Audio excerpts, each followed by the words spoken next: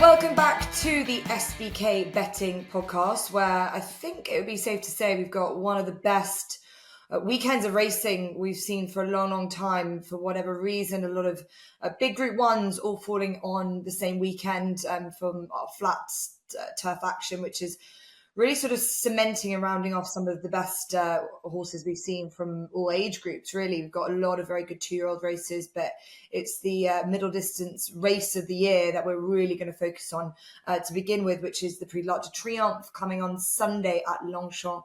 Of course, always run over 1 mile 4 furlongs, open to horses 3-year-olds and up. And we have 15 runners, which is actually all right. I was slightly concerned that it was going to really cut up when we saw the cut-off point, the 5-day entry list, but we had the supplement of the St. Ledger winner, continuous, to add a little bit of depth. We've got some really nice 3-year-olds in general, Ace Impact being the standout from the French team. So obviously Ace Impact and Continuous get their weight from the elders. Hukum, Westover, the big names. We've also got Baybridge from the UK as well. And Free Wind will be Frankie Dettori's final ride in the race. And so with the company of Ross Miller and Tom Collins, as always. Tom, I'll come to you first. Overall shape of this year's Prix Triomphe, we've seen some brilliant renewals, always see great horses at this level. How do you think it really rates compared to some of the best we've seen? Well, I would love to have come into this preview with lots of enthusiasm and positivity about the arc. I don't want to be downbeat, but I'm going to be. Isn't this just the worst arc in terms of depth in a long time? Like a long time. I mean, I'm not just talking 10 years, I'm talking 20 years or even longer than that. I mean, yes, there are 2 very talented older horses, Hukum and Westover, but Westover was stuffed in this race last year. There are a couple of decent French-trained 3-year-olds, one of which, though, Feed the Flame, hasn't yet reproduced his top-level form from his 2-year-old season as a 3-year-old, so he's still an unknown.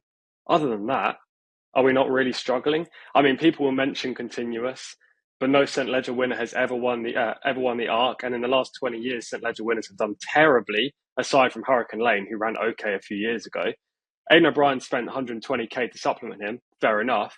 But at the same time, he only needs to finish 5th place or better to actually make a profit on that fee. It's 126,000 to finish 5th. And, you know, even if this horse finishes 3rd, it's going to look great on his page when he becomes a sire or a stallion. So that was kind of a no-brainer. The Japanese runner, yes, finished 2nd to Equinox last time up, but has never won beyond a Group 3. Then you've got Baybridge, who's been super disappointing all year. Free Wind doesn't have the talent to win an arc. And then you go further to the outsiders who really have no chance on form. So that all being said, I have to come down on Ace Impact because he's the only horse, in my opinion, in this race that has superstar potential. He absolutely obliterated Feed the Flame and Continuous in the French Derby.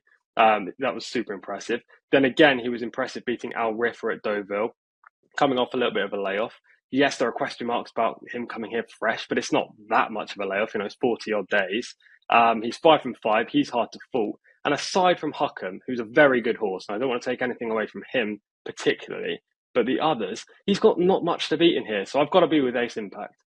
Yeah, getting the weight. Jean-Claude Roger, Christian Demuro, this horse has been unbeaten this year. I don't know really, I suppose, the level of form, but just coming back to that point, and I'll get Ross your thoughts on the race and shape of it, what TC's saying, that it's the weakest renewal we've had for some time. I remember a few years ago we had both the Derby and the St. Ledger winner in Adayar and Hurricane Lane. We obviously had Tanawa, Snowfall, Turqueto Tasso won the race, but it was just like, that's what you want to see from a Prix Triomphe. But for, you know, ground reasons, we don't have Auguste Rodin, and I think that just sort of adds a little of a bit of a blank note. But even the likes of King of Steel, and, you know, the ground isn't as bad as they normally predict it to be, but is it a kind of a disappointing look from our 3-year-olds, I suppose, and no real standout filly either, trying to make it take advantage of all the weight allowances? Yeah, I mean, TC, come on, Liverpool won in the week. Imagine if they'd lost. But no, I do get where he's coming from. It'll be a competitive race, but you say about throws, that represents the 3-year-olds this year, doesn't it? Really, there's not been an absolute knockout, standout 3-year-old. As you said, Auguste Rodin was very impressive, but he's had his ups and his downs, to say the least. I think it makes complete sense that Ace Impact is is favourite. He's done very little wrong, but unusually I'm going to wear the Stat Attack hat. Do either of you know the last time the winner of the Arc was having its first run over 1 mile and 4? I don't. I actually read a column about this earlier on, but I can't remember the answer. But I know it's been a while, and he has that to prove, doesn't he? Yeah, 1990 in Samarez. And so that's, 32 winners since. And of those, only 3 hadn't won over the trip as well. It was just Bago, Urban Sea, and Saki who hadn't won over 1 mile and 4. Now, I'm not a big stat man, and stats are there to be broken, but I think it does show you that this is a race for stamina. And for all that Ace Impact has been very powerful for the line, to me, he's looked a very quick horse. He's quickened up off a patient ride.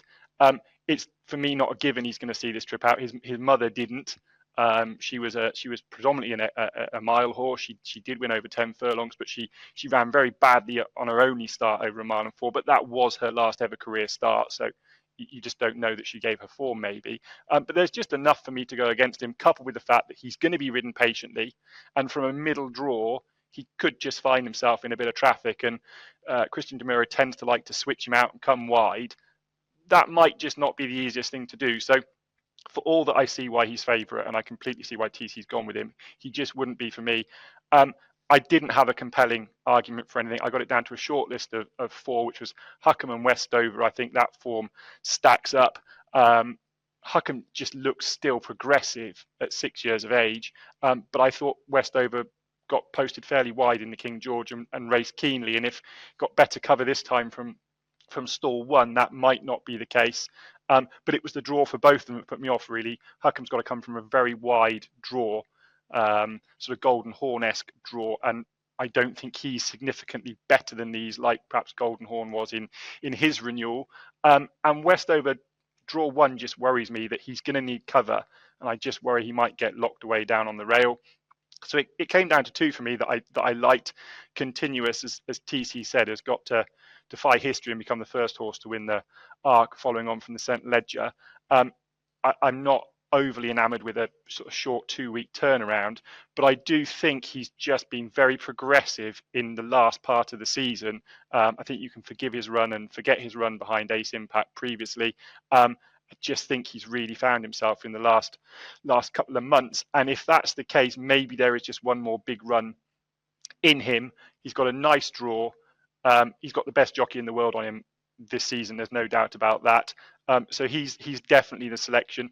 And just fantastic moon. I think it's interesting they've supplemented, and they clearly were worried about soft ground that they're not going to get. But again, he's just got a slightly wide draw. But he is my sort of price. You know, he's a decent sort of 12, 14, maybe even a bit bigger. And I think he's been supplemented for a reason. He's got good form. He's definitely going to stay. So those would be my 2, but Continuous would be the one I'm most interested in.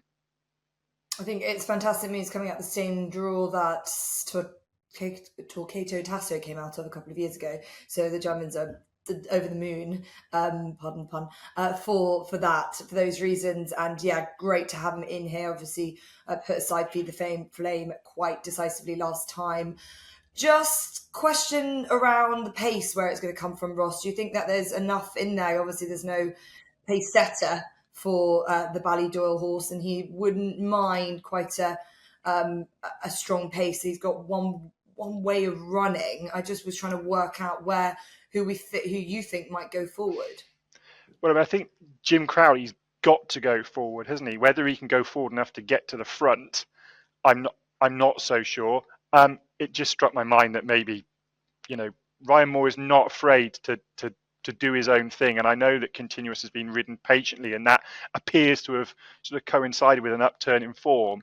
But I'm not sold on that, and I just wonder whether he's simply just an improving horse that's come to himself, and whether they will make use of the fact that he's got stamina for further than this and might just bounce out and do his own thing.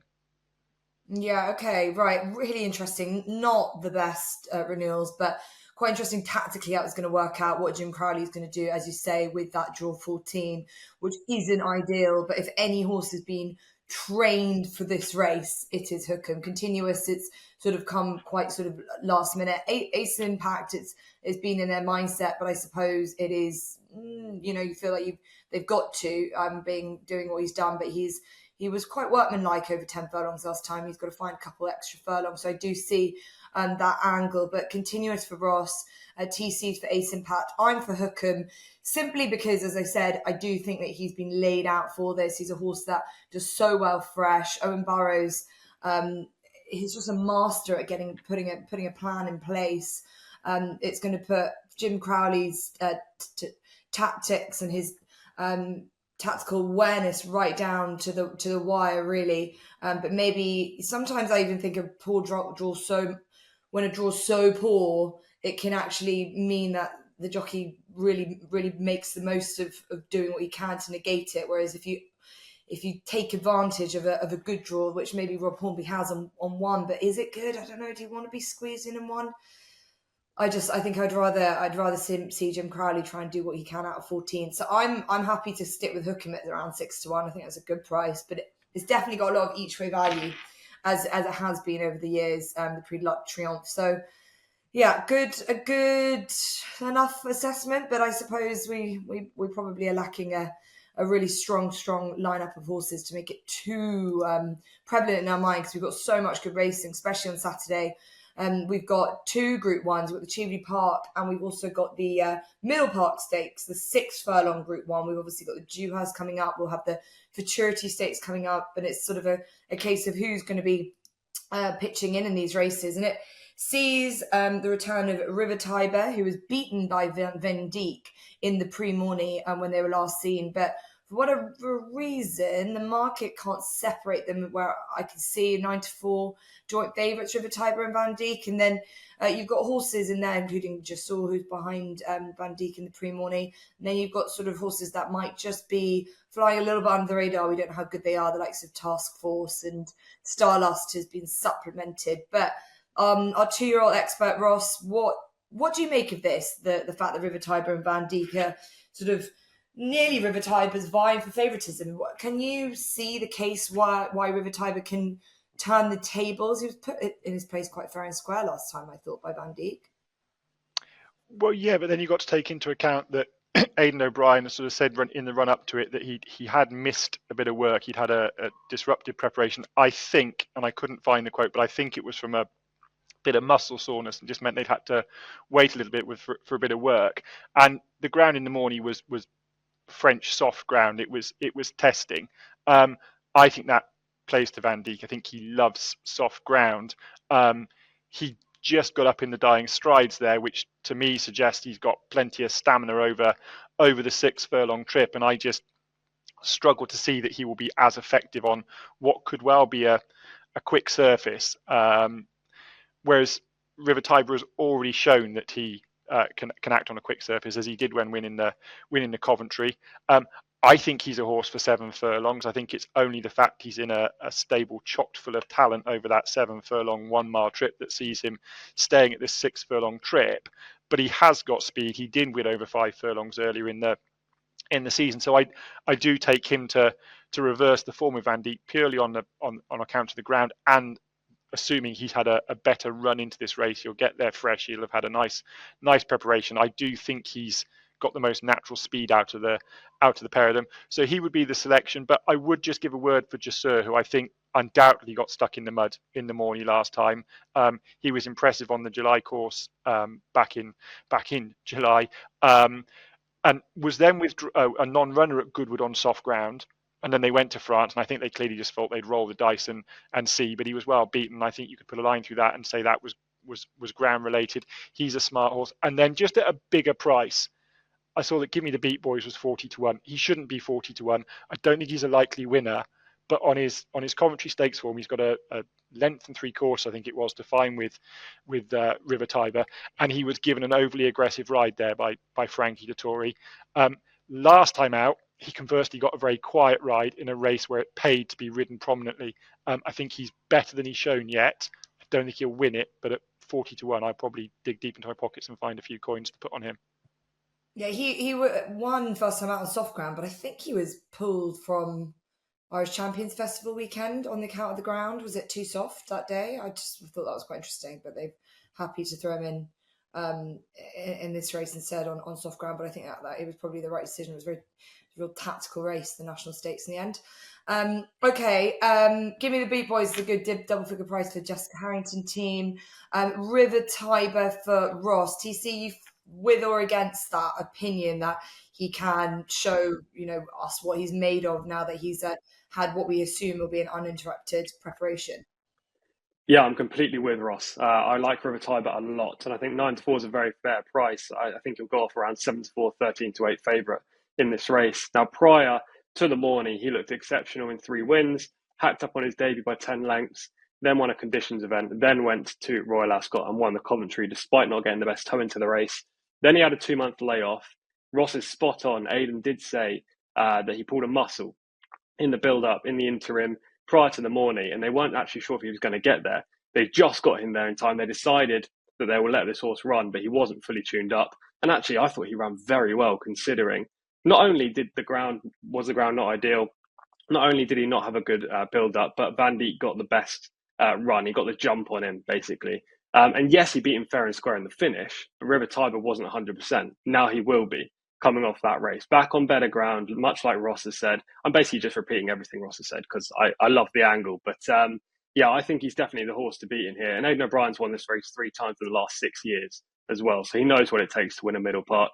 River Tiber, for me, is a good favourite, and 9-4 is a nice price. Yeah, he's looking to join Blackbeard, 10 Sovereigns, US Navy flag, amongst others, winning this race. It's an interesting, the trainers that have been responsible for these winners. I still think Vandeek is, I can't see why, you should be against him just because River Tiber might be a fitter horse this time. I think he still did it in the shape of a horse that is still improving. I mean, he did everything sort of wrong. He can be still quite slow away. He's very green. He's still being educated to ride. And I think Andrea Zani's done a very good job. Obviously, he's now in Hong Kong. So we've got James Doyle, who's not a bad substitute. So seeing him back again, beating a horse like River Tiber, like he did last time, I think we still don't know the extent of how much Vandeek's improving, whereas River Tiber was good, very, very good at the beginning of the season. So I'm happy to take you guys on. Wonder if they'll get a little bit more rain. It's especially good to firm at the moment at Newmarket. So I would say that would probably be more preferable for River Tiber than it would be Vandeek. But I'm with Vandeek, and TC and Ross are with River Tiber, and a bit of interest for Jussor and for Give Me the Beat Boys for Ross. So that's one of a multitude of very classy stakes races this weekend on home soil. We could talk about plenty of others. Obviously, there's the Cambridgeshire, which is a very good betting heat as well. I think we've got some real favourites of this podcast returning as well. And Ross, I'm fairly certain there is one horse that we're all looking forward to seeing on Saturday in the Cheveley Park. So you could probably roll quite seamlessly into your Napa Next Best. Yeah, if you've listened to this podcast before any number of times and you've seen the declarations, it'll come as no surprise to you that the Nap is Relief Rally. I love this filly. She's certainly well over the season. She's tough, tenacious, and more importantly, she's talented and fast. Despite having the speed to do a lot of good work over 5 furlongs early in the season, I thought it was her career best last time to win the Lowther. From an uncompromising position, Tom Marquand switched her out, quickened her up, and she was very powerful through the line and just went further and further clear. I think it was telling that at no point in that race did Tom Marquand look ever concerned. He always felt like he was going to get there. I think that tells you the esteem he holds her in. She was very powerful through the line there. Matt Chapman, if you remember on ITV, asked afterwards whether she'd stay 7 furlongs and sort of got shot down. But I thought it was a legitimate question because she didn't look like she was a quick horse holding on over 6 furlongs. I think this stiff nature of this track will suit her well. 6 furlongs is, I'm certain, her trip. The ground has stayed nice for her. There was a slight concern, perhaps after her last run, that it might be going to soft ground at this time of the year when she was looking to finish off her season, but she's going to get the ground she likes. I think she is just head and shoulders above these. She's quicker, she's stronger, She's more tenacious. She's an easier ride. She's got a jockey that knows her exceptionally well. She's got everything going for her. So Relief Rally is the nap in the 225, the Cheveley Park Stakes. And then the next best also comes from Newmarket, and also another 2-year-old in the 150. And it's Capulet for Ryan Moore and Aidan O'Brien. And this is just a price thing. I can't believe he's, at the time of recording, 2-1. There was a little bit of 9-4 about when I looked earlier, because I would argue if Diego Velasquez, his stablemate, who finished just a smidge in front of him at Leopardstown last time, was in this race, he would be certainly even money, if not perhaps odds on, perhaps down to his price tag and the hype around him. But I didn't think that he was an awful lot better than Capulet last time. Capulet got a fairly easy time of it inside the final furlong. I think there was no mistaking which of the two were preferred to have won there from Ballydoyle. And yet we're still coming back at the line. This stiff track is going to suit him. Ryan Moore on board now. He's the stable number one. I think he's a progressive horse. He's going to stay this trip well. Aidan O'Brien's got such a wealth of talent in the 2-year-old ranks that I just think 2-1 around about that price is an absolutely brilliant price. And I'd be disappointed if we didn't get the job done in the 150. Yeah, I couldn't agree with you more. I'm so excited to see him. I think considering it was only his second run last time at Leopardstown, he did really well and got into a good battle. And I remember Ryan Moore coming off, obviously he was riding Diego Velasquez, but said these two are 2 high-class colts. And I wouldn't be surprised if we were to see him in the Breeders' Cup Juvenile Turf, being by Justify. They love sending 2-year-olds out there.